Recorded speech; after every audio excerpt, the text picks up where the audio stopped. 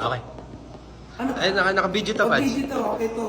Okay, Video po? kasama natin si Coco. So talagang birthday niya ngayon, so happy birthday. Thank you. So, ito yung pinakamagandang regalo na mabibigay natin kay Coco na ipagdasal talaga siya kasi hindi kaya madali yung trabaho mo. Ang hirap kaya niyan, hindi ba? Anong kahirapan niya sa trabaho mo?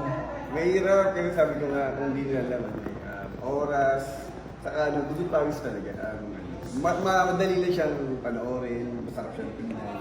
Pero mahirap yung proseso. Lalo na ako dahil ako rin yung nagdidirect, Director, scriptwriter, producer.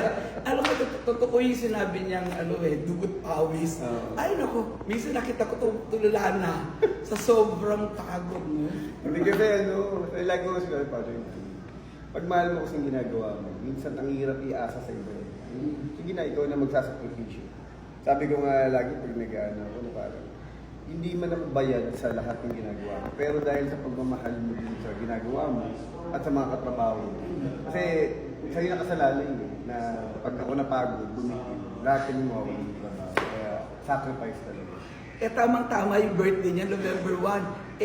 Talagang blessed na blessed to. Not only financially, pero blessed na blessed siya.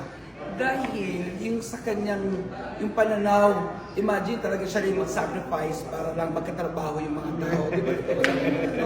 Kasi na-experience ko rin naman, di ba? Na-experience ko rin yung paano mag-start, yung talaga sa simula, medyo talagang struggling din. Kaya alam mo yung experience alam na alam niya, kaya talaga ito, so happy birthday ha. I-pray natin. So ang gift ninyo kay Coco, i-pray niyo siya para kayo pa siya matulungan talaga.